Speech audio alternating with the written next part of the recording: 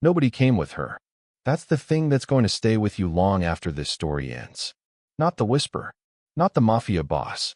Not the $420,000 debt or the white peonies or the look on Marcus Reeves's face when he realized exactly who was standing beside the woman he threw away. The thing that will stay with you is this. Stella Okafor walked into that cathedral completely alone. No sister gripping her elbow. No best friend in the passenger seat talking her out of it. No cousin, no coworker, no anyone.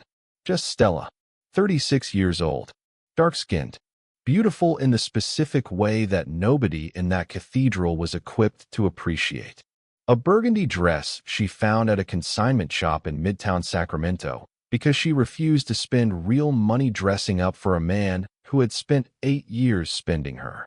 She chose the last pew on the left side, sat down, smoothed the dress over her knees, folded her hands the way her mother taught her to fold them in church when she was 9 years old, thumbs crossed, fingers laced, spine straight, face giving nothing.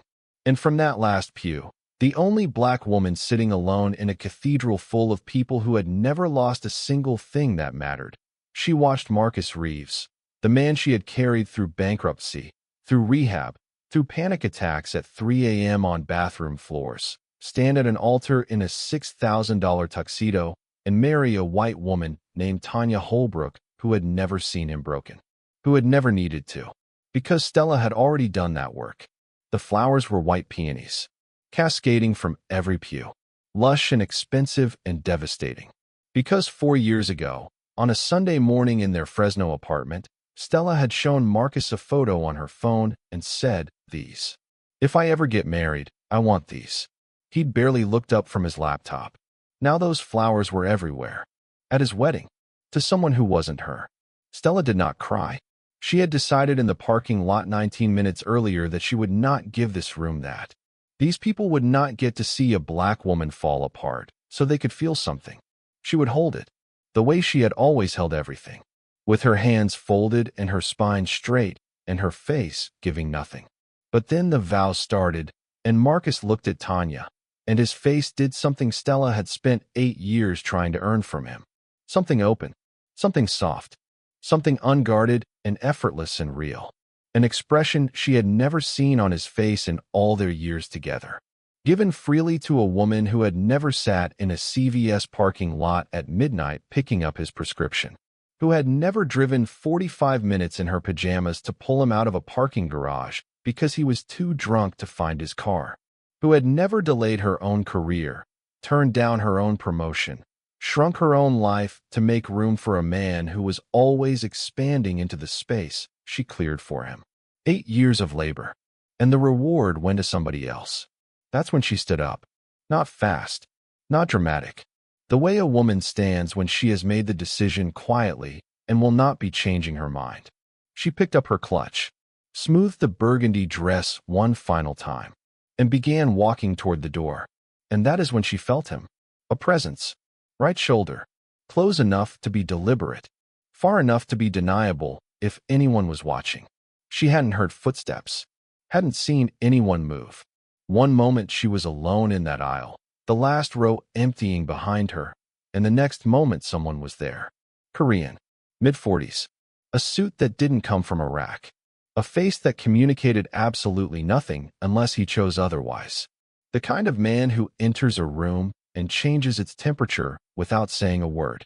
At the altar, 50 yards away, Marcus caught the movement. His eyes traveled down the aisle. Found Stella first, then found the man standing beside her. And his face, the open, unguarded face he had been giving to Tanya 3 seconds ago, collapsed. Not into jealousy, into fear. The specific, bodily fear of a man who has just seen something that was supposed to stay in one compartment of his life, standing directly next to something from another. The man leaned close, his breath reaching only Stella's ear. "You deserve better, Stella." He knew her name. She had never seen him before in her life. She did not turn around, did not flinch, did not ask how or why or who. She stood in that aisle for 4 full seconds. One tear, the only one she would allow, tracking slowly down her left cheek. She didn't wipe it. Wiping it would mean admitting it existed, and admitting it existed would mean this room had taken something from her, and she had driven 90 minutes to make sure it didn't. Then she walked out of the cathedral and into the June sun, alone, the way she had walked in, but carrying 3 words from a complete stranger that felt more true than anything Marcus Reeves had said to her in 8 years. Behind her, the ceremony resumed. In front of her, something she couldn't name had just begun. This is the story of Stella Okafor, a black woman from Sacramento who gave everything to a black man during his worst years and watched him take his best years to a white woman who never saw the worst. And the Korean Mafia boss who said what no one else in her life had the precision to say, not with a rescue, not with a grand gesture, but with a whisper that landed in a place 8 years of love had never reached. Before I tell you who he was and why he knew her name, you need to understand what she carried into that building and why she carried it alone. Hold on. Before we go any further, if you have ever been the woman who held a man together with your bare hands and then watched him walk away whole, carrying everything you built into a life that didn't include you, this story is yours. I tell stories like this every single week. Stories about the women who carry everything and get credited for nothing. If this is your first time on this channel, hit subscribe right now. Tap the bell, because the story dropping next week might be even heavier than this one, and I refuse to let you miss it. And drop a comment right now. Have you ever walked into a room alone that everyone told you not to enter? Tell me. I read every single one. Now let's go back, because you need to understand who Stella was before that cathedral. You need to understand what 8 years cost her. The invitation arrived on a Monday. May. Sacramento. The kind of Monday where the Central Valley heat is already pressing against the windows by 7 a.m. and every surface in your apartment feels slightly warm to the touch. Stella came home from a 10-hour shift at Valley Hospice. She smelled like latex gloves and institutional soap and the particular exhaustion that comes from spending your afternoon explaining to a 76-year-old woman named Mrs. Castillo that her husband of 53 years would not be waking up, and then holding that woman's hand for 40 minutes afterward because there was nobody else to hold it. The envelope was wedged between her electricity bill and a coupon mailer for Bed Bath & Beyond. Ivory. Heavy cardstock. The return address, Marcus Reeves and Tanya Holbrook. Pasadena, California. Stella set it on the kitchen counter beside the fruit bowl, the hand-painted ceramic one her mother brought back from a trip to Lagos before Stella was born. She made a bowl of oatmeal, ate it standing at the sink, went to bed. The envelope sat on that counter for 23 days. Every morning she walked past it, made her coffee, the cheap Folgers from the red canister because she'd been meaning to switch to something better for years and kept not doing it. The way you keep not doing things that are just for yourself when your entire life is organized around taking care of other people. She drove to work, sat with dying patients, held families together through the worst moments of their lives, drove home, walked past the envelope, went to bed. She didn't throw it away. She didn't open it. She let it sit there the way you let a bruise sit, pressing it occasionally just to confirm it still hurts, not because you enjoy the pain, but because the pain is the last honest thing connecting you to what caused it. Her sister called first, Chioma Okafor, 40, the oldest of 3, a corporate attorney in Oakland who had spent her entire adult life in boardrooms full of men who underestimated her and lived to regret it. Chioma had never liked Marcus, had never hidden it, had once told Stella at Thanksgiving dinner, with Marcus sitting 8 feet away, that a man who borrows your strength and never pays interest is not a partner. He's a parasite with a good smile. You are not going to that wedding, Chioma said. Not a suggestion. A verdict delivered with the gavel strike certainty of a woman who had watched her baby sister pour herself empty for a man who never once checked the level. I haven't decided yet, Stella said. There is nothing to decide. That man took 8 years of your life and is now throwing a $90,000 party to celebrate giving his best self to a white woman. And you want to sit there and watch? Stella. No. Then Priya called. Priya Mehta, trauma nurse at UC Davis Medical Center. Stella's best friend for 15 years. The woman who had driven to Stella's apartment at midnight with a bottle of Hennessy and a heating pad the night Marcus ended things over the phone. The woman who had sat on Stella's bathroom floor while Stella cried in the shower because she didn't want to cry in a room where anyone could see her face. Priya was gentler than Chioma, but no less clear. I'll support whatever you decide. You know that. But I need you to hear me say this. Walking into that wedding alone is not closure. It's a wound check. And you don't need to bleed in front of those people to prove you've healed. Then her mother, Grace Okafor, 67. A woman who had raised 3 children in Sacramento on a daycare provider's income and a chemistry professor's salary, and had done it with the kind of quiet, immovable dignity that Stella had spent her entire life trying to replicate without fully understanding the cost. There's Sunday FaceTime. Grace sitting in the living room in her housecoat with her reading glasses pushed up on her forehead, the way she always wore them. Who is going with you? I'm going by myself, Mom. A pause. Long-loaded. The kind of pause Grace Okafor deployed when she was choosing between saying what was kind and saying what was necessary. Stella, I have watched you carry that man for years.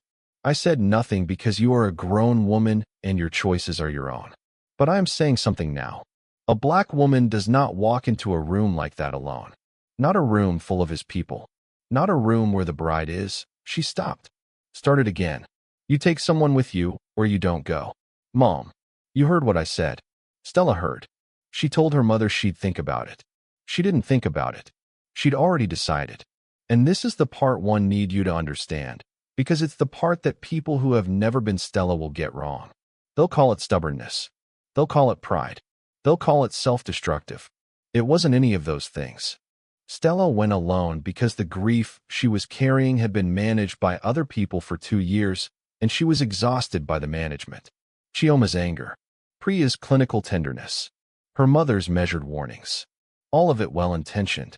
All of it a buffer between Stella and the raw, unfiltered truth of what had happened to her. She needed to feel it without insulation. She needed to sit in that cathedral and look directly at the thing she had lost, or rather, the thing that had been taken while she was busy calling it love, and feel the full weight without anyone translating it into something softer. She needed to be alone with it because being alone with it was the only way to know it was finally hers to put down. Let me tell you about those 8 years so you understand exactly how heavy it was.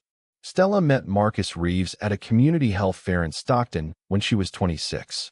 She was running a hospice information booth, pamphlets about advanced directives, end-of-life planning, the conversations nobody wants to have until it's too late. He was 28, newly licensed as a real estate agent, working a booth for a Stockton brokerage that would close within the year. He walked over to her table and said, "You're the most beautiful woman at a death booth I've ever seen." It was terrible. It was charming in spite of itself. She laughed. That was the beginning. Marcus was magnetic in the way that certain men are magnetic, not because of substance, but because of energy. He made you feel like the center of his attention was the most valuable real estate in the room, and he was giving it to you for free. Handsome, tall, dark-skinned like Stella.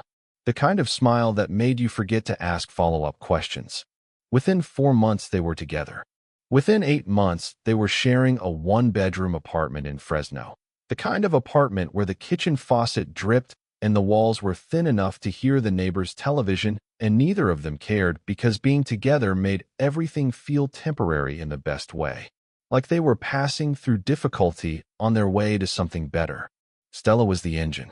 She understood this about herself without resentment, at least not at first.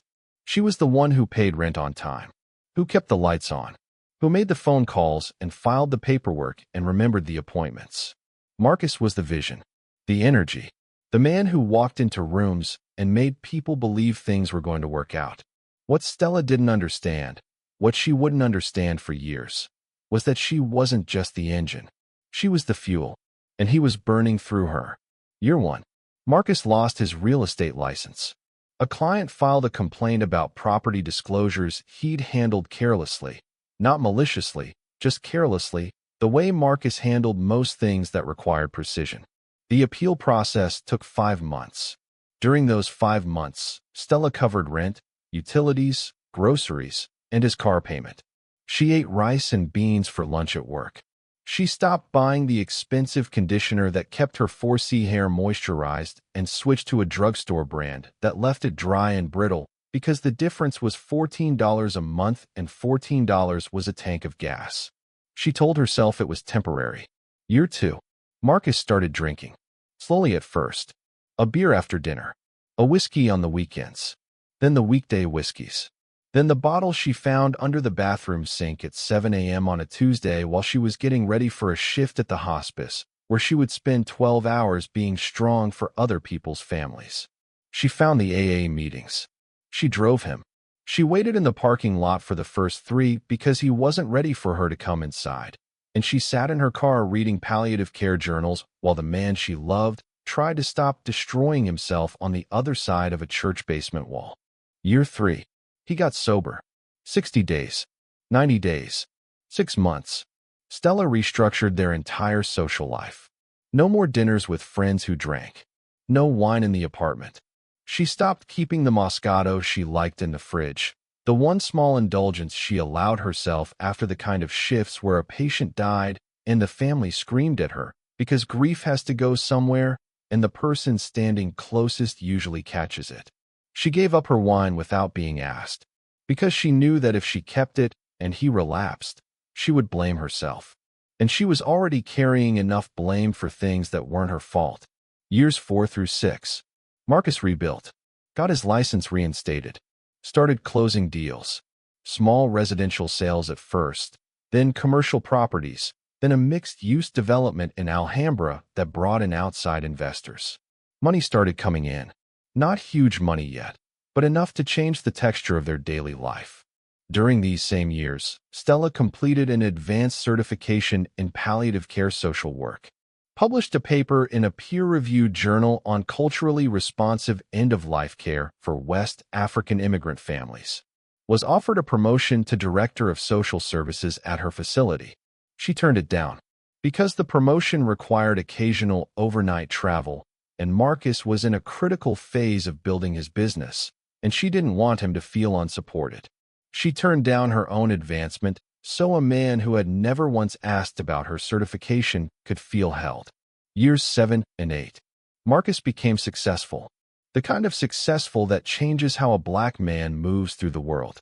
New suits, new car, a circle of associates, investors, developers, fellow agents, who called him Mark and invited him to fundraisers and golf outings, and the kind of social events where Stella was the only dark-skinned black woman in the room and nobody ever asked what she did for a living. They asked what Marcus did. She stood beside him and smiled and held her clutch and wondered when exactly she had become a +1 in her own relationship. The shift was gradual, like watching water evaporate. You don't see it happening. You just notice one day that the glass is empty. Marcus started taking calls in the other room, started coming home later, started looking at Stella with a particular expression she couldn't name at first, not irritation exactly, not disinterest exactly, but something adjacent to both. The look of a man who has climbed to a new altitude and is slightly embarrassed by the equipment he used to get there. Then, 11 months into year 8, on a Thursday evening while Stella was sitting in the parking lot of a CVS on Mack Road, waiting for his anxiety prescription, the medication she had researched, the doctor she had found, the appointment she had made because Marcus was too proud to make it himself, her phone rang. "I've met someone," he said. "Her name is Tanya. She's great. It happened fast, and I didn't plan it, but I need to be honest with you." Stella looked through the windshield at the CVS parking lot. A woman loading groceries into a minivan. A teenager on a skateboard. The sun going down behind the strip mall with the kind of indifferent beauty that nature produces regardless of what's happening inside your chest. "I'll always care about you, Stell. You gave me so much. I couldn't have done any of this without you." He said it the way you'd think a scholarship. A grant. A program that funded your development and whose funding period had expired. "Tanya," was all Stella said. "Yeah." "Is she white?" A pause. The kind of pause that answers the question before the words do. "Stell, is she white, Marcus?" "Yes." Stella hung up. Sat in the CVS parking lot for 34 minutes. The prescription bag on the passenger seat. Marcus Reeves printed on the label. She drove the medication to his apartment, left it on the front step, drove home, took a shower, cried under the water with the door locked so no one would hear, not because anyone was there to hear, but because she had trained herself over 8 years to grieve where it wouldn't inconvenience anyone. That was 2 years ago. In 2 years, Stella had not dated, had not mentioned Marcus on social media, had not posted recovery content or healing affirmations or the curated performance of moving on that people do when they want witnesses for their progress.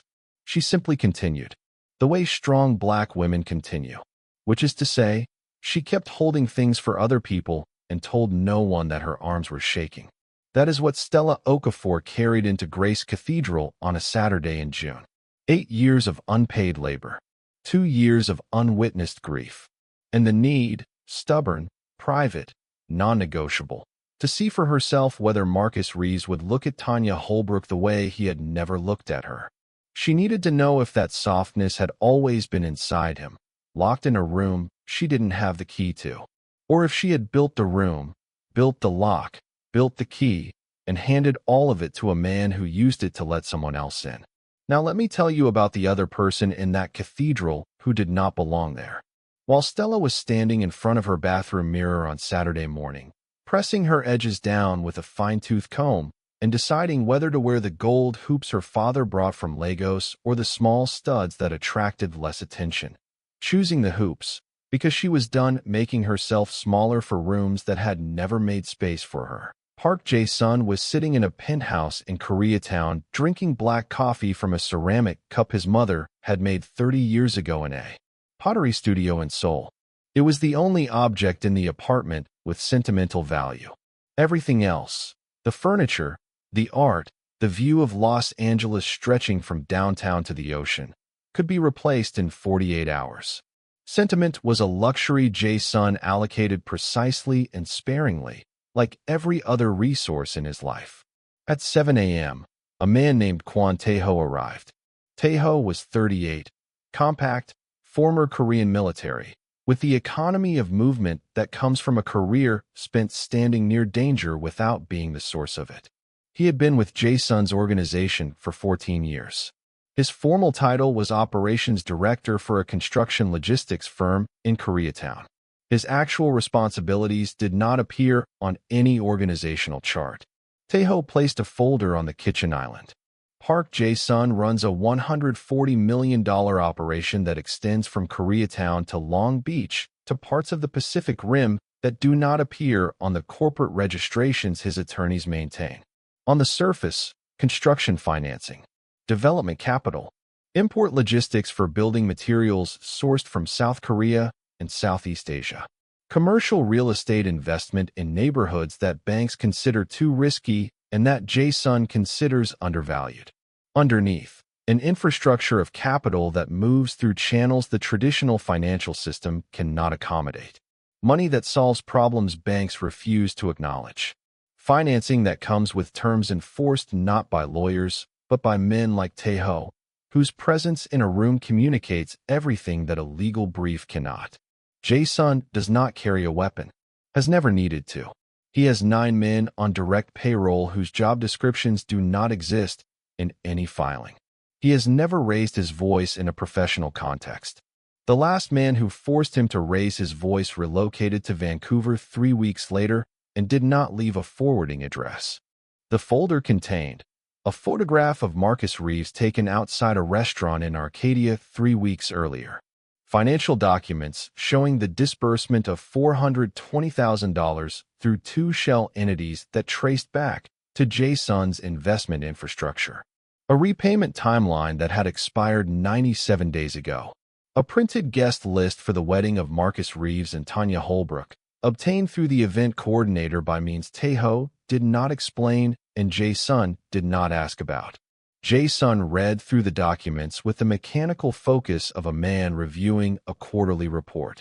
Then he reached the guest list. Near the bottom, different ink, handwritten, added after the list had been printed, Stella Okafor. And beside the name, in a different handwriting, smaller, feminine, not Marcus's, Marcus's ex important that she comes. Jason looked at that notation for longer than he looked at anything else. The bride had invited the ex-girlfriend and had made a note indicating it was important. In Jason's experience, and his experience with the way people use other people was vast, professional, and intimate.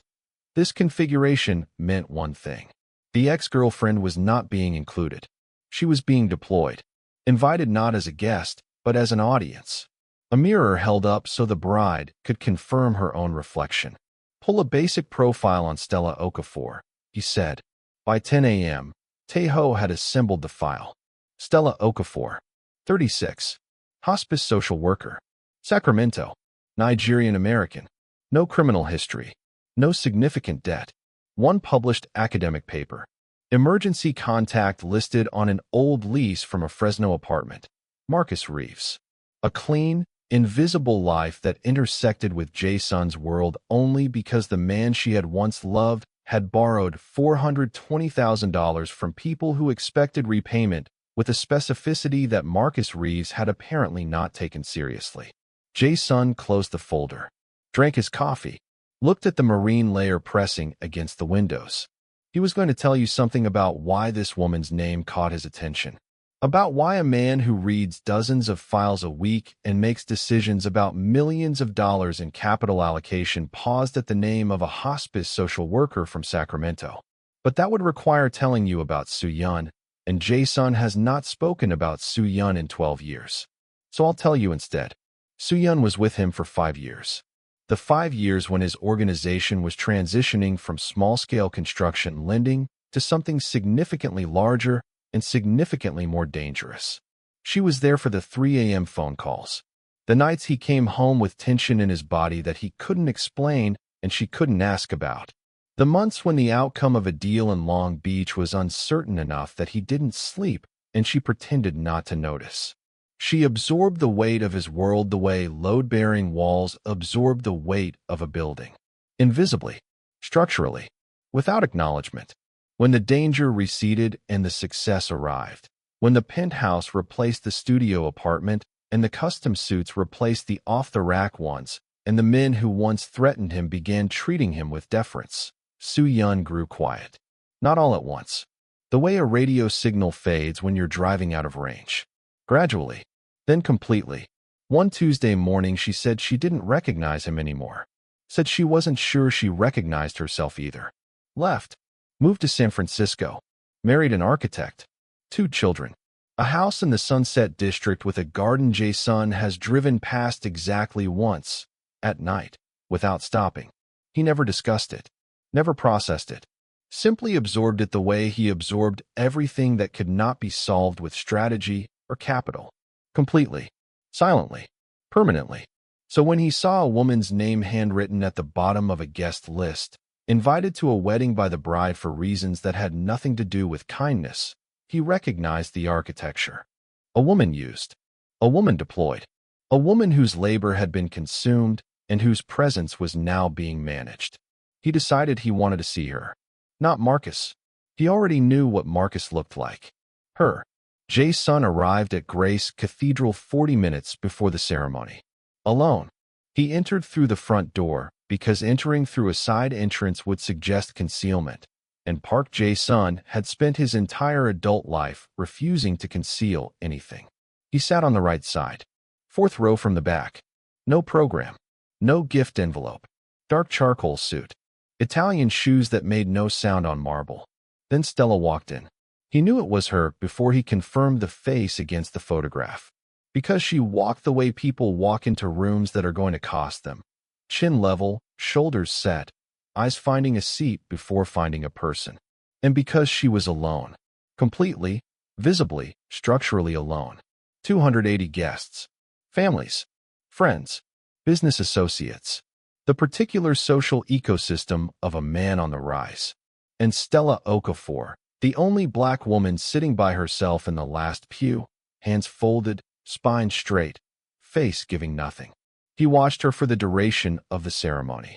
He watched her not look for Marcus, not scan the crowd, not pull out her phone.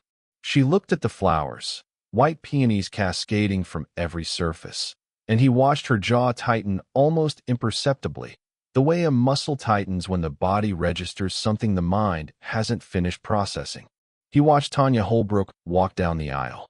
White, blonde, 29, carrying nothing heavier than a bouquet and the particular ease of a woman who has never had to fight for the version of a man she loves, because that fight had already been fought and won by someone who wasn't invited to enjoy the victory. He watched Marcus's face open when he saw Tanya. Watched the tenderness arrive without effort. Watched the exact expression that Stella Okafor had spent 8 years trying to unlock appear on Marcus Reeves's face for a woman who had never held a key. And he watched Stella absorb that moment without breaking, without crying, without moving. The specific discipline of a black woman who has decided that this room will not receive her grief because this room has not earned it. Jason has built a career on reading people. It is not a talent. It is a survival mechanism. You develop it when misreading someone's intention can cost you your life, or worse, the lives of people who depend on your judgment. What he read in Stella Okafor was not a woman performing strength. It was a woman who had been performing strength for so long that she no longer knew where the performance ended and she began. A woman who had been called a rock so many times that everyone had forgotten rocks don't choose to be hard. They're just the thing that everything else gets built on. She reminded him of himself, not in detail, in weight. When she stood to leave, quietly, deliberately, before the recessional, he made a decision. Not a strategic decision, a human one. The kind of decision that Taeho, sitting in a car 3 blocks away, would later describe to a colleague in Korean as the first time in 14 years I saw him act without a reason I could calculate. He crossed the aisle, reached the door before she did, positioned himself at her right shoulder, close enough for his words to reach her, far enough that anyone watching would be uncertain what was happening. From the altar, Marcus saw the movement. His eyes found Stella, then found Jason, and the face he'd been wearing for Tanya, open, tender, unguarded, vanished, replaced by something rigid, something Marcus recognized even if no one else in the room did. Because Marcus Reeves knew exactly who Park Jae-sun was. Had sat across from his associates in a conference room in Koreatown 8 months ago, signing documents. Had received phone calls that he stopped answering 3 months ago because addressing the debt would require liquidating the assets that funded the lifestyle that attracted Tanya Holbrook in the first place. And now that man, the man Marcus owed $420,000, the man whose calls he'd been declining, was standing beside Stella in the aisle of his wedding. Not threatening, not posturing, just present, the way a cliff is present at the edge of a road. Jason leaned close, his breath reaching only Stella's ear. You deserve better, Stella. She stopped. One tear. Left cheek. Unwiped. She turned her head just slightly. Enough to register him in her peripheral vision. Dark suit. Korean. 40-something. A face that gave her nothing except the words he'd just delivered. How do you know my name? She asked. He didn't answer. For seconds, both of them standing in the aisle of someone else's love story. Then she walked out, and he let her go, but not before he held Marcus's gaze from the doorway for 3 full seconds. Long enough for Marcus to understand that this moment was not accidental. That Jae-sun had chosen to stand beside Stella Okafor in front of 280 witnesses, including Marcus's new wife, not because he was making a threat, because he was making a point. The man who had used this woman was watching from the altar while another man, a stranger, a dangerous stranger, showed her more regard in 4 seconds than Marcus had shown in 8 years. Then Jae-sun turned and walked toward the parking lot. Taeho was leaning against the car. How was the ceremony? Jae-sun got in the passenger seat. Change of plans. Regarding Reeves? Regarding the woman. Taeho started the engine. He didn't ask anything else, but his jaw tightened in a way that meant he wanted to. Stella made it to her car. 3 blocks east. Jacaranda trees dropping purple blossoms on the sidewalk. She sat in the driver's seat. He in the ignition. She did not start the car. How did he know her name? That question sat in her chest and sent rings outward into everything else. She should start the car. Drive north. The 5 through the Central Valley. Windows down.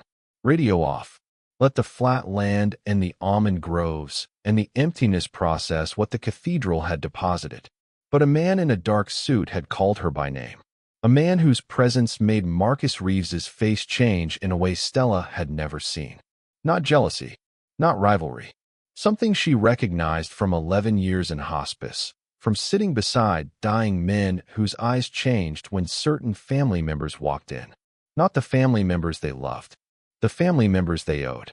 She sat in the car for 19 minutes.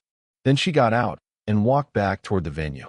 The reception had spilled into the garden behind the cathedral. Market lights, white linen, a DJ playing R&B at a volume calibrated for socializing. 280 people performing celebration and managing opinions simultaneously. Stella entered through a side gate, found a stone bench near the far wall, partially hidden by an overgrown bougainvillea. She sat, clutch on her lap, watching the crowd from the perimeter the way she watched everything, present without participating. Professional mode. Hospice mode. The mode where you observe without inserting, because sometimes the most useful thing you can do is simply see clearly. Marcus was 30 yards away, surrounded by associates in suits, laughing, champagne catching the light. Tanya on his arm. Beautiful, blonde, comfortable in the way of a woman who has never questioned whether she belonged in the room because every room she'd ever entered had been designed with her in mind. Stella watched from behind the bougainvillea and thought about something her mother had said years ago during a conversation about a cousin's husband who had left for a white woman after 15 years of marriage. Some men climb on your back to reach a shelf, and when they get there, they decide the woman on the shelf looks better than the woman who lifted them. Grace Okafor never said anything she hadn't tested for structural integrity first. That sentence had stayed with Stella like rebar in concrete. 20 minutes passed. Then Marcus saw her. He crossed the garden with the particular confidence of a man who had spent his career walking into rooms and rearranging them to suit himself. Stopped in front of the stone bench. Stella. Warm. Practiced. The voice of a man who expected to be forgiven because he did not fully understand he had done anything unforgivable. I'm really glad you came. It means a lot to me. It really does. She looked up at him. Does it? He sat beside her, close, the way he used to sit, as if proximity was something he was owed.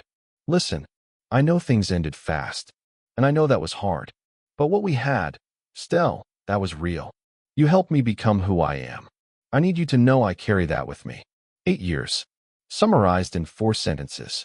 Delivered between sips of Veuve Clicquot at his own wedding reception. By a man sitting next to her in a $6,000 tuxedo that her years of $14 conditioner sacrifices had indirectly financed. You carry it with you, she repeated. I do.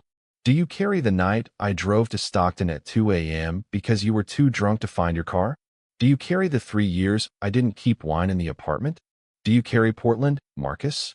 The job I turned down so you could feel supported during your rebuild? His smile thinned. Do you carry that you ended 8 years over the phone while I was picking up your anxiety medication? At CVS? While sitting in my car. He looked at his champagne. I'm not angry, Stella said. Her voice was the voice she used at work.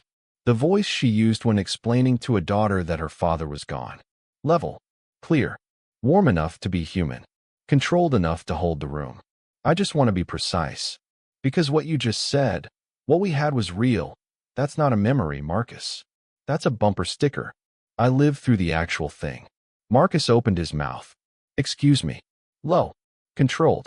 Zero urgency. Complete authority. Jason stood 5 feet away, hands at his sides. He was not looking at Stella. He was looking at Marcus.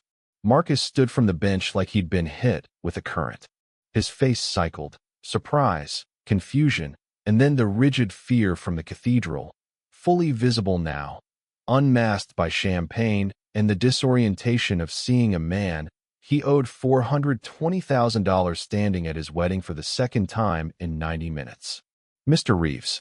Not a greeting. A roll call. The voice of a man confirming a name before something permanent happens. This is a private conversation, Marcus managed. It was, and she was done with it. Marcus's jaw worked. This is my wedding. Congratulations. Beautiful ceremony. White peonies, nice touch. The faintest pause. We'll talk Monday. 3 words. We'll talk Monday. Delivered with the casual certainty of a man scheduling gravity. Marcus looked at Stella, looked at Jason, looked at the ground. Then he turned and walked back toward his crowd, moving at a pace that preserved the appearance of composure while abandoning its substance. Jason watched him go, then sat on the bench, the space Marcus had occupied. But where Marcus had sat close, claiming territory, Jason left a full foot between them. Deliberate, respectful, the spatial awareness of a man who understood that presence is not the same as intrusion. You just told a man we'll talk Monday at his own wedding, Stella said. He's had 3 months to take my calls. He chose the wedding. You know that was terrifying to him. That was the point. A beat. Then, you said my name in the cathedral. You know things about me. I want to know why. He looked at her. She could see the calculation. Not whether to lie. How much truth was appropriate for the time they'd known each other. Marcus Reeves has a financial obligation to my organization. When I reviewed the file, your name appeared on shared documents from a prior period. Lease agreements. Joint accounts. You read my financial records. I read his. You were in them. So you came because of the debt. I came to assess the debtor. And you spoke to me because... He looked at the bougainvillea, the purple flowers catching the market lights. Because I watched a woman sit alone in a room of 280 people for 40 minutes and nobody, not one person, turned around to check on her. And I decided that someone should say something honest before she left. Stella was quiet. That's not a normal thing for a man in your position. No, it isn't. Why did you do it? The real reason. A silence. Long enough to mean something. 12 years ago, I was the person sitting alone in a room I had built for someone else.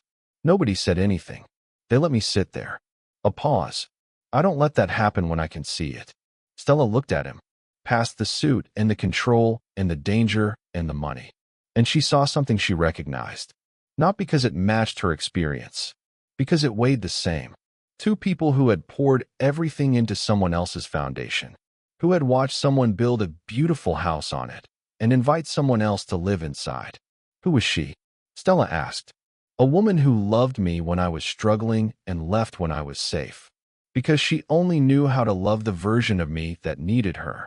When you stopped needing her, she stopped knowing where she fit. How long ago? 12 years.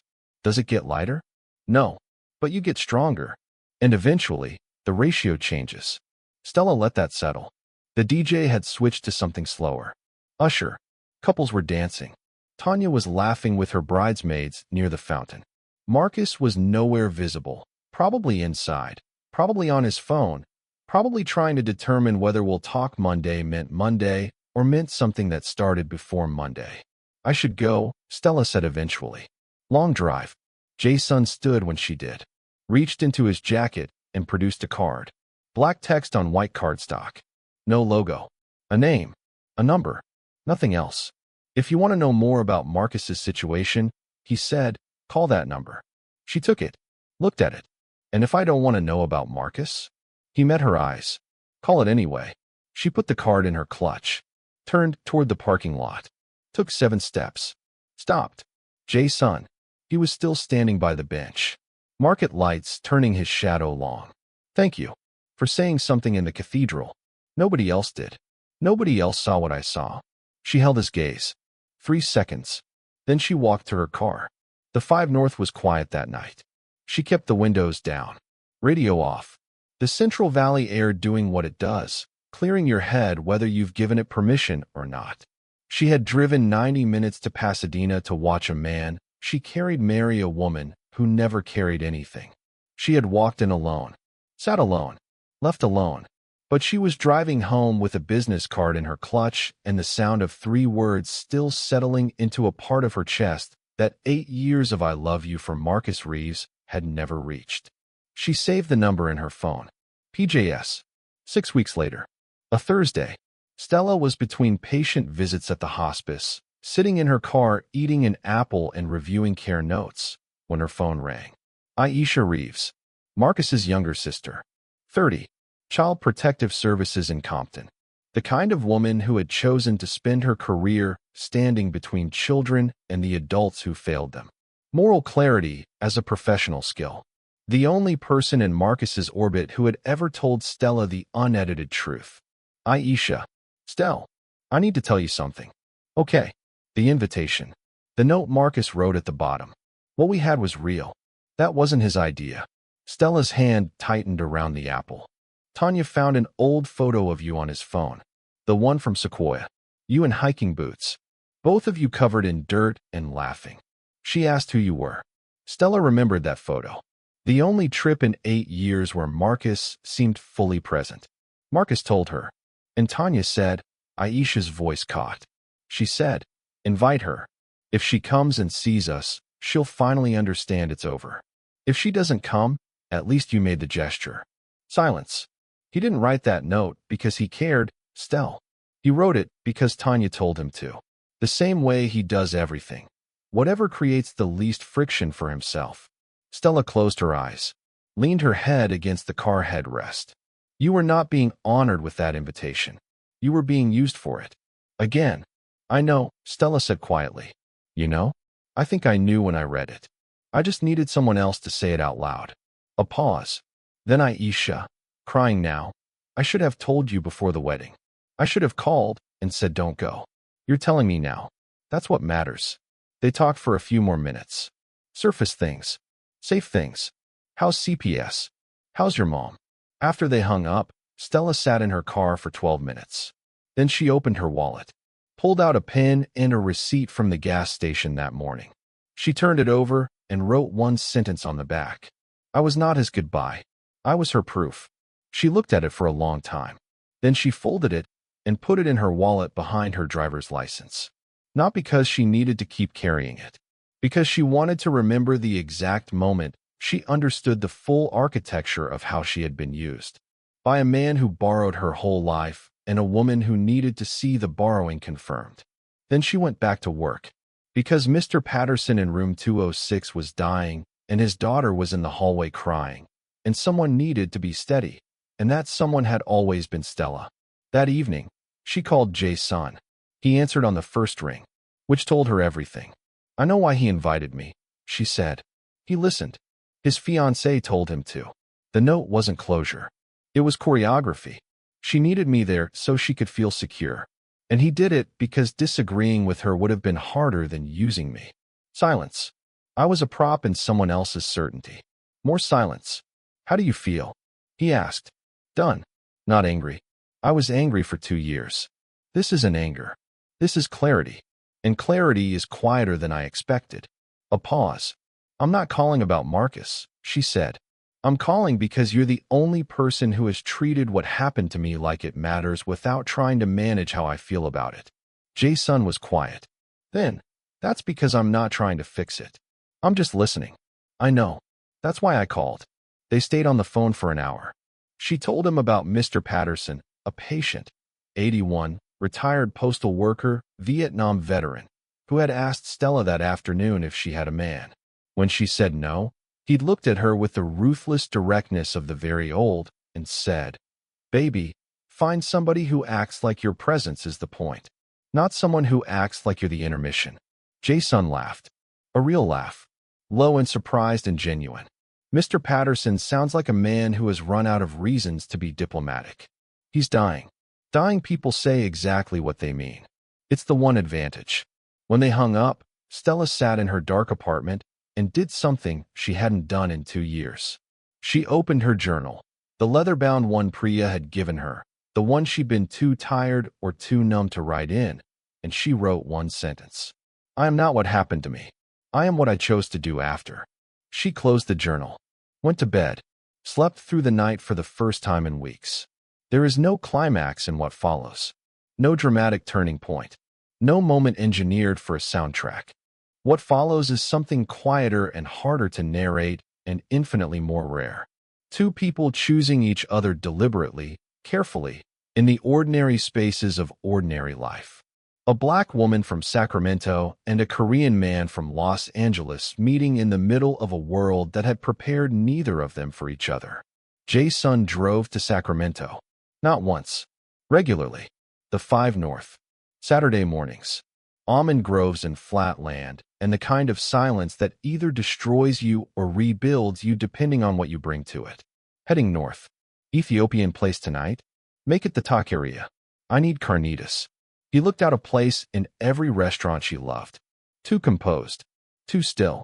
A man whose suits cost more than the restaurant's monthly rent eating carnitas off a paper plate at a plastic table in Oak Park while the owner's daughter did homework at the counter. He never commented, never suggested somewhere else, never performed discomfort, just sat and ate and asked questions about her work that he remembered the answers to weeks later. How's Mr. Patterson?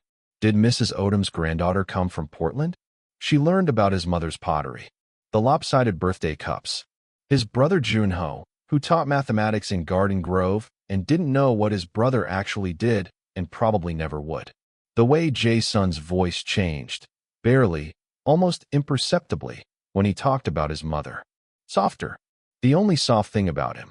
They navigated the strangeness of their pairing without pretending it wasn't strange. A black woman and a Korean man. Two communities that share grocery stores and strip malls and neighborhoods in LA, but rarely share dinner tables and almost never share beds. Priya met him on a Sunday at brunch near the Capitol. Assessed him with the clinical precision of a woman who had been Stella's first responder for 15 years. Afterward, in the parking lot, he doesn't try to fix you. He doesn't talk over you. He doesn't look at his phone when you're telling a story. And he's the most dangerous man I've ever shared French toast with. A pause. Don't lose him, Stell. In Los Angeles, Taeho expressed his concerns. In Korean, respectfully but firmly. Jae-sun listened fully. Did not interrupt.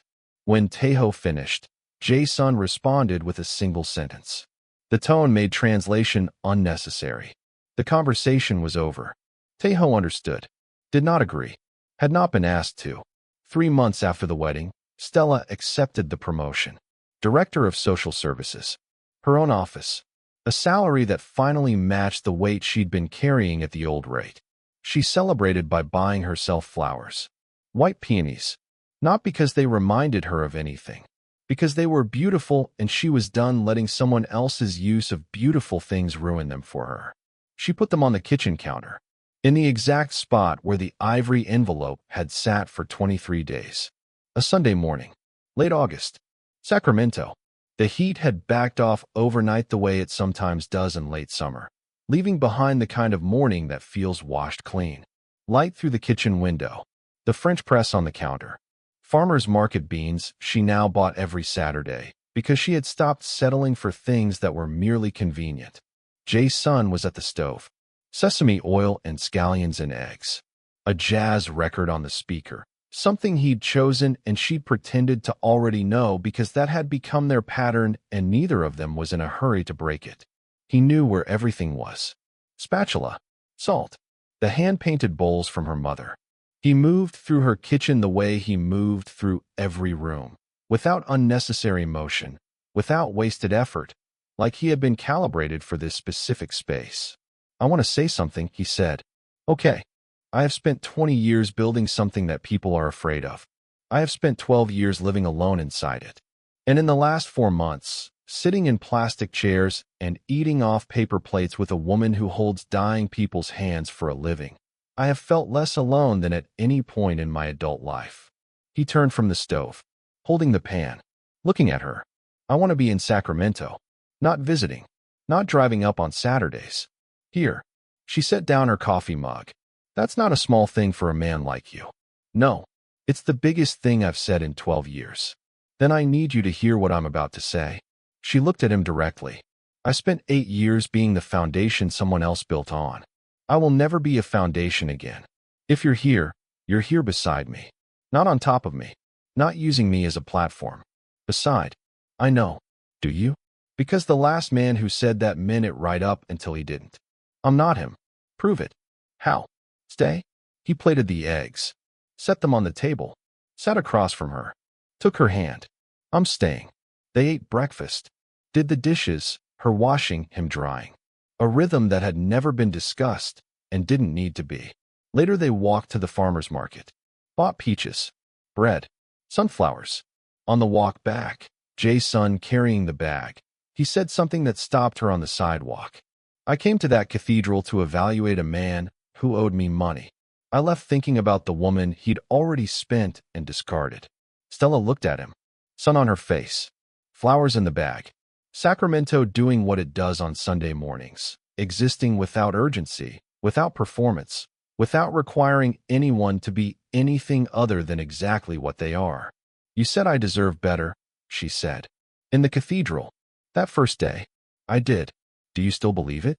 More than I did then. Because now I know what better looks like. It looks like you. Standing in a room alone. Holding everything. Asking for nothing. And still being the strongest person in the building. One tear. She let it fall. Didn't wipe it. Not because she was performing. Because she was done pretending tears were weakness. That's the first time anyone ever described my strength without making it sound like a job description, she said. He squeezed her hand. They kept walking. Stella Okafor drove 90 minutes to Pasadena on a Saturday in June to face her ex-boyfriend's wedding. She went alone. Not because no one offered to come. Chioma offered. Priya offered. Her mother asked. She said no to all of them. She went alone because the things she was carrying could not be shared. It could only be felt. Fully. Without translation. Without someone else's love turning the volume down. She sat in the last pew of a cathedral and watched a black man she had rebuilt with her bare hands, carried through bankruptcy, through addiction, through every 3 a.m. phone call, and every unpaid bill, and every delayed promotion, stand at an altar in a $6,000 tuxedo, and look at a white woman with the tenderness Stella had spent 8 years trying to earn. She did not cry. She did not cause a scene. She did not give that room a single thing it hadn't paid for. And a man who had no business being kind. A Korean Mafia boss with a $140 million operation and a reputation that made other men lower their voices, saw her sitting there alone and decided that silence was complicity. He didn't save her. She didn't need saving. She drove herself there. She drove herself home. He said what was true. You deserve better. 3 words from a dangerous stranger that landed harder than 8 years of I love you from a man who never understood what those words were supposed to cost. She was not rescued. She was recognized. And the difference between those two things is the entire point of this story. If you have ever been the woman who held everything together, for a man, for a family, for a job, for a world that took your strength for granted and called it your purpose, I need you to hear me. You were not a rough draft. You were not a stepping stone. You were not a season someone had to get through on their way to something better. You were the something better. They just didn't have the vision to see it. Hit subscribe. Right now? Not for me. For the next story. Because every week on this channel, I tell stories about the women who carried the weight and never got the credit. The women who showed up alone and survived alone and are still standing. You're still standing. Subscribe. Tap the bell. Share this with a woman who needs to hear it tonight. And drop a comment. What moment hit you the hardest? The cathedral? The stone bench? The sister's phone call? The kitchen? I read every single comment. Every one. The next story drops in 7 days. And I promise you, it's going to sit with you even longer than this one. I'll see you there.